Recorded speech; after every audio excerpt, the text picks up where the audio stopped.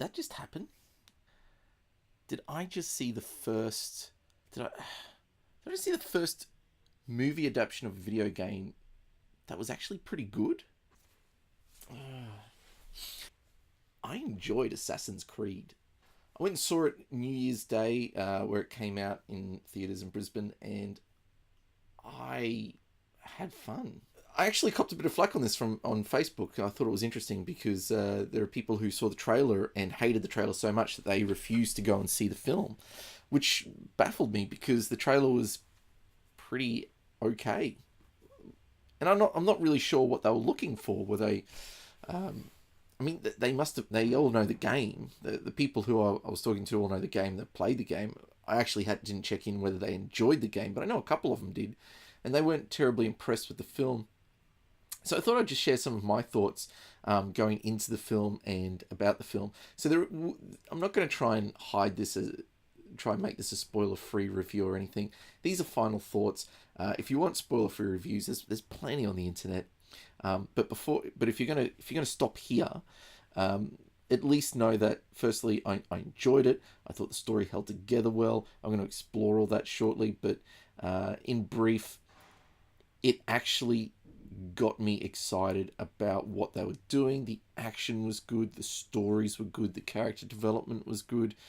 All those things made sense. The feel and the look of the film worked well together. In brief, I think it's a quality event. It's kind of your expected sci-fi. It's a little bit out of the norm. It really does pick up the story of the video games, taking you through the Animus, the Knights Templar, trying to hunt down the Apple of Eden. So none of that is going to spoil the film because that's all within the trailer itself and all the blurbs. I think they did it well. I found that surprising. I wasn't expecting it to be as good as it was, or at least I didn't expect to enjoy it as much as I did. But call credit to them. I would happily go back and watch this film. I may even get this film for myself on DVD to watch again. Well worth it. So if you're going to stop here, stop there. Go and see the film. I think it's great. I think it deserves support. Please like and subscribe before you go. If you may as well do that before you head off. But let's get into it. I want to share a few thoughts, and these are not going to be spoiler free. So let's begin. I suppose going into the film, I was really sort of concerned about the idea of any video game adaptation. We haven't had the greatest success stories with video games adaptations. And in part, I wonder if that's because we try to hold on too much to the story of the video game. Usually, like the thing that I found that made X-Men so good was that it took the story of X-Men, but it didn't try to hold so tightly to the comics that it was restrictive. And perhaps in some sense, that's where some of the other films went wrong with comic book movies. And I feel that was the same with the video games. Or they completely went off the handle and ditched everything about the game and just had some ridiculous half-baked story with silly characters. So when I think about my traditional video game crossovers, and I'm probably missing some here because I do think there is one or two that are good, but maybe you can help me out with those. But when I think about Mario Brothers, I loved it as a kid because I didn't know better. Like, and it's not that I've gotten older and I hate it now. I've just gotten older and chosen not to watch it because I don't want to ruin that enjoyment of it as a kid. But I kind of knew it wasn't great, and it had nothing to do with the video game. And I was playing the video game back then.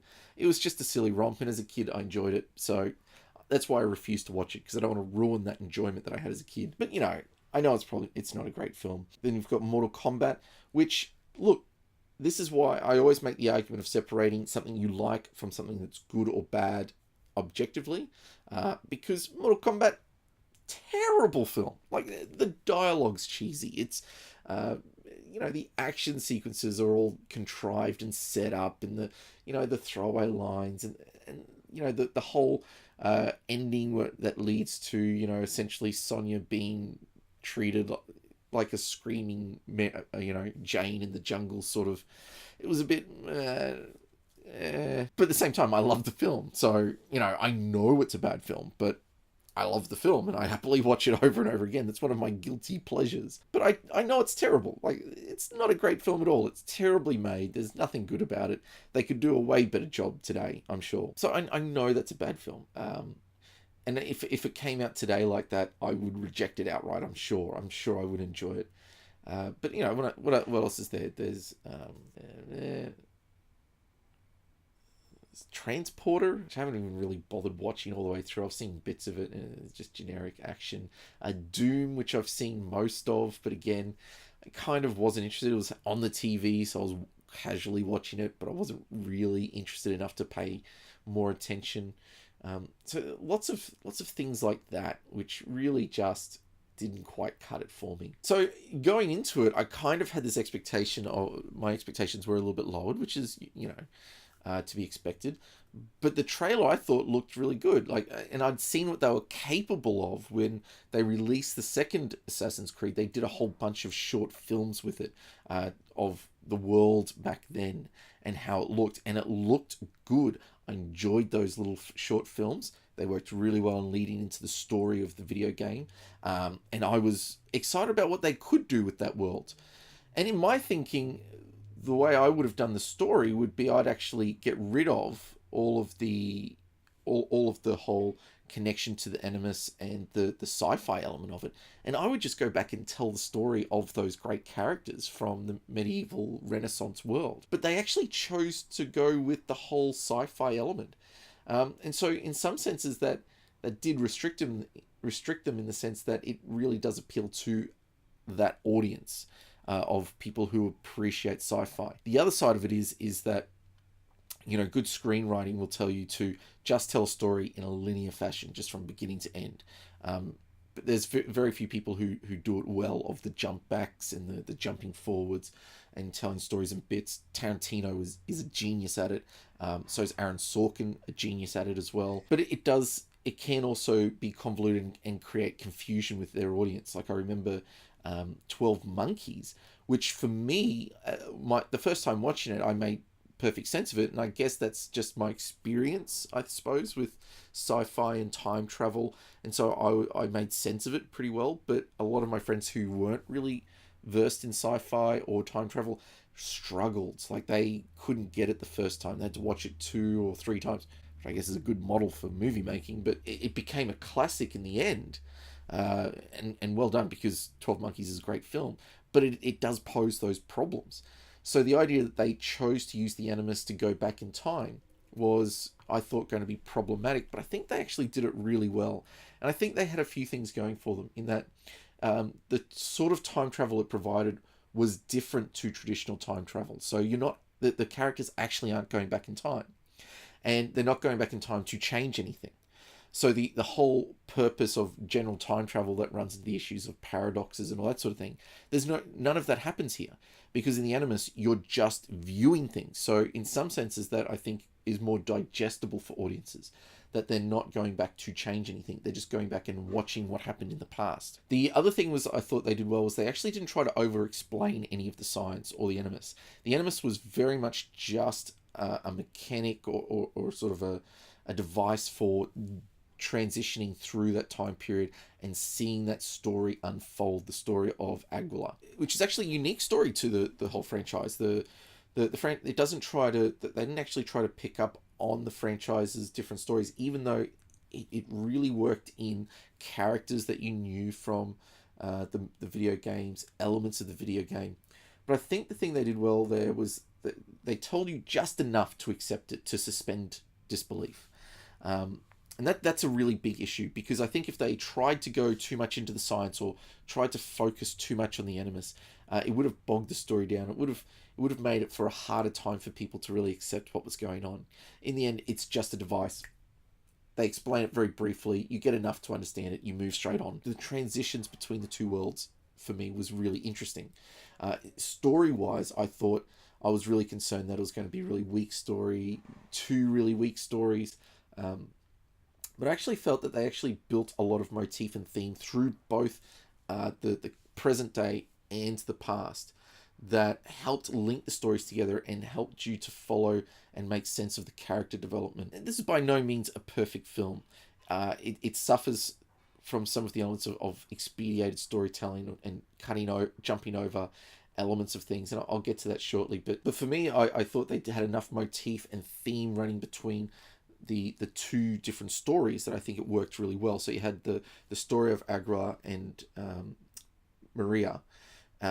And can I just say, firstly, as a side, absolute kick-ass female characters in this movie. Something that the video games have not done well, but they really brought female characters which were integral to the story. Both the side characters were integral, the mother is integral, Maria is integral. Their themes all match up. The women in the complex are as significant as any of the other men in the complex. But the two stories all link together well. So you've got the theme of the parents. So which kind of Joseph and Mary for the parents. It's a little bit on the nose. Joseph and Mary, okay. Anyway, that aside, the death of the mother was key, and it really foreshadowed the death of Maria, which she foreshadowed. Like she says, when I die, don't let those don't be distracted by tears or anything like that. I can't remember the exact words, but she was really constant, like, no, I'm going to give my life up for this cause. And it was all about the cause of the creed, which you don't know is what happened with the parents at the start. But it's hinted at. I think they really pulled that theme well through, linked it back together. So at the end, when Maria is standing there, you knew what the right decision was. You knew what decision she was going to make. And you realized that was the decision the mother made. There was good linking of those elements, good themes, and they all worked well within the journey of Carl, and pulled out the themes of his story as well. So I really thought, in terms of the storytelling, this was a good, solid story. I didn't feel like I was getting two really poor stories. I felt I was getting one well-told story. That's not to say there wasn't problems with it, as I mentioned earlier. I did feel I liked Jeremy Irons and Marion. How do you say her name? Cotillard, I think is how you say it. I think it's a French name. I first met her through La Vie en Rose, but she's done a plethora of great movies. She's great in it. Jeremy Irons is great in it.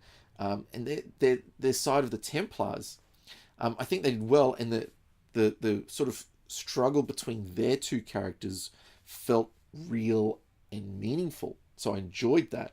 And it led to different decision making, and you could see how it created tension in the film.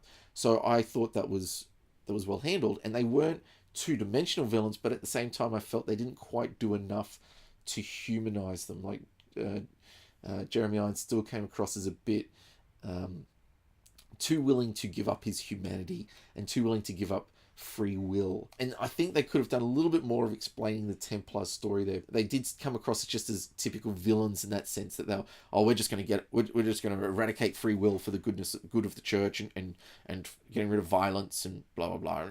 I think there could be more to that story. And it didn't have to be much. It just had to be some moments of them connecting with their human side, or connecting with the purpose. They did a lot with the creed, like the assassins, like they were about the creed. It would have been good to have seen some of that with the Templars. Like they were just as dedicated, just as focused, and not for villainous reasons, but because they genuinely, like, it's that whole Magneto thing. When Magneto first started out in X-Men, he was just this two-dimensional villain. He's just there to stir up trouble. But by the time Chris Claremont gets his hand on Magneto, he shapes him into this complicated villain where he's actually genuinely working for the good of mutants. But he created this whole two philosophies thing, and I think they could have done more of that with the Templars. I think the Templars have a genuine philosophy that could have been brought out a little bit more. I also felt that there were some moments that they skipped out, that they pushed a little too quickly through, like the whole encounter between Carl and his father. I think sort of didn't show enough of Carl's development well enough. It's sort of like I kind of felt, well, I don't feel that decision was. It kind of felt more for the story than genuinely from Carl's need to not kill his father. So I kind of feel like a little bit more tweaking on that, a little bit more time spent on that. It wouldn't have to be much, but I think a little bit more time on that would have made for a little bit more of an interesting film. In terms of the end sequence, though, the action sequences throughout the whole thing are just phenomenal, and I think they nailed the action. I actually felt a part of the action. They gave enough nods and winks to the video games that they brought out what was great about the games, and you got to see some of your favorite moves. You got to see how they looked in a real action sequence as part of a free-flowing fight scene. It didn't feel like they were setting up stuff just to show off the video game. It felt like this was part of the story, and it wasn't trying to sort of say, "Hey, this is from the game." They did well in terms of just saying, "Here's some nods and winks," and they worked them in well. Like the whole leap of faith thing, I expected to see the leap of faith. I did see the leap of faith, and the way they worked it in was about him uh, disassociating from the Animus and not being willing to go through with the leap of faith. And in some senses, him going through the leap of faith in the Animus helped him to move on in the story. So I thought that was good. They didn't make a big deal about the leap of faith. They didn't go, "Oh, you have to overcome this." No, no, no. You saw it. They didn't. They didn't try and explain it. They just it was just a part of the story, and you just saw it, and it worked well. So you see some of those great moments, and I genuinely felt excited when I was watching Aguilar on the top of the roof, and I knew he was going to dive down from the top and spike the guy. Beautiful, like it was just done well, and they didn't make a big deal about it. You didn't have to see every moment. It didn't seem too graphic, unnecessarily graphic. They people died, but it's so fast, like it's happening all around. Like there's death and destruction everywhere. But it's not like they went, "Oh, we need to do this to make it R or M, or we need to show extra violence because that's what's going to grip people."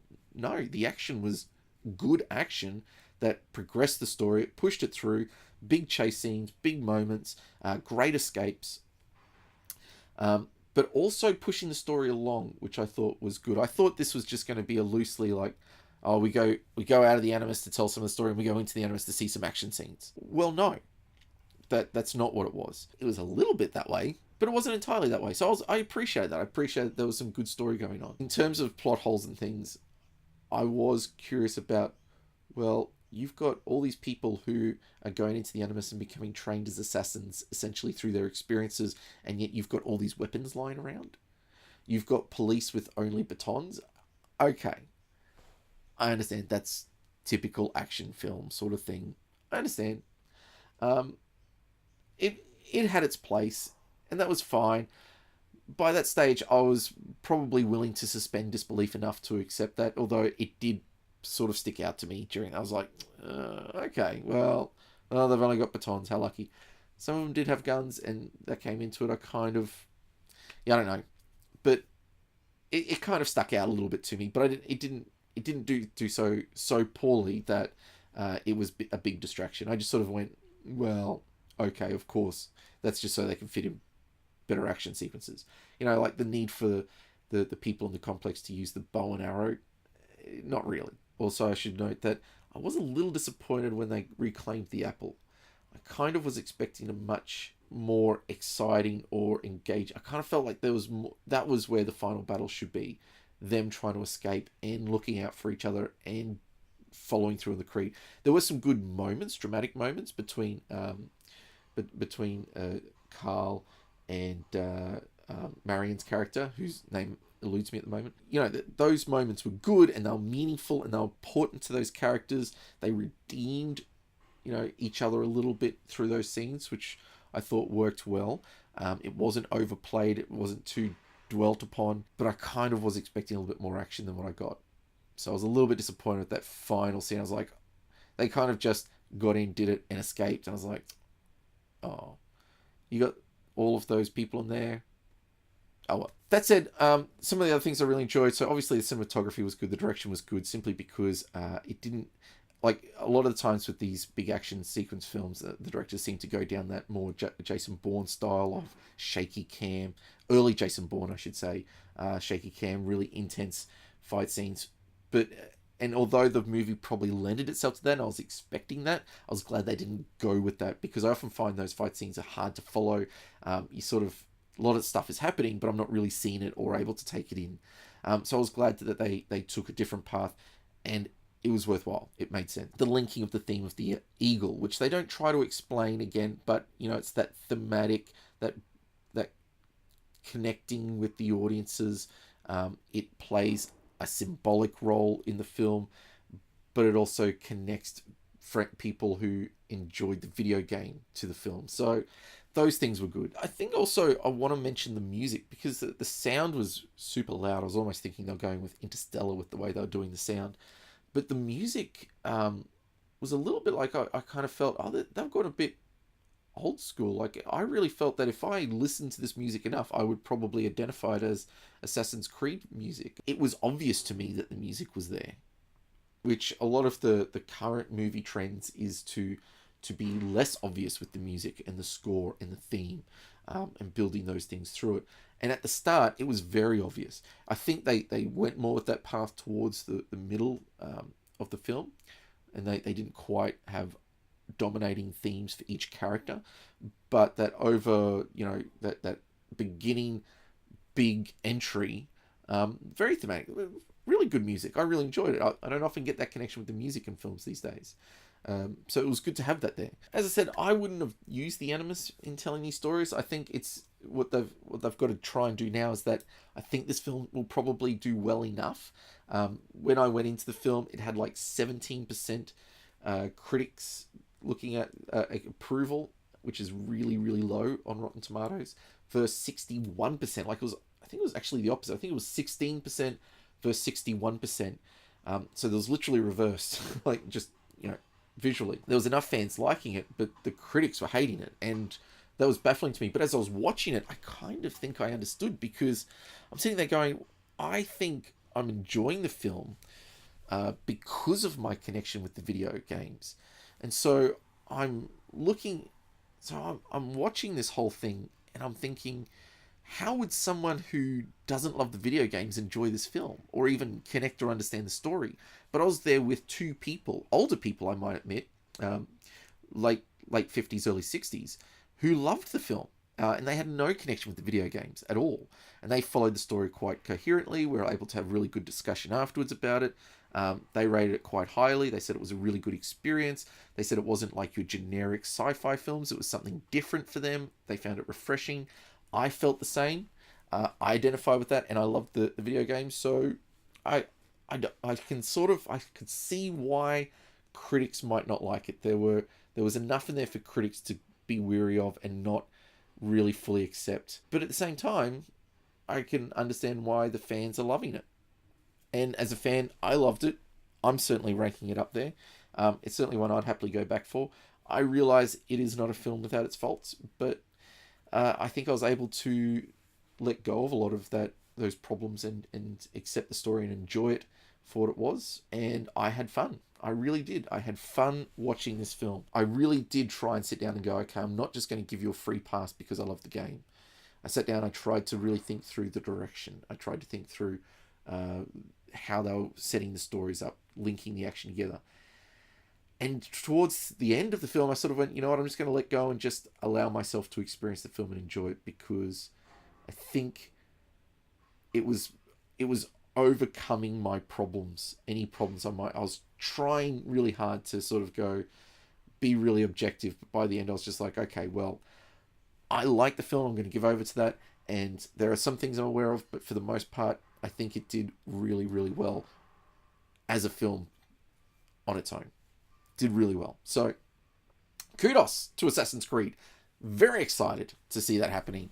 Great film. Go check it out. Please go check it out. Let's get a second one. I'll be interested to see how they set up the Animus and bring in the sequel. Oh, actually, you know what? I didn't make this a spoiler free. So, if you've watched it, you've probably already seen it. Tell your friends to go see it then. That's what you should do. Tell your friends to go see it. Go see it a second time and take your friends, because if I get the chance, that's what I'll do. All right, look, thanks for listening. I don't normally do reviews of movies or things. It's not even a very good review. It's just thoughts, really. It was good. It was fun. I really felt I had to get something out there. So you have a wonderful day. My name's Dave Adams. Just thinking out loud.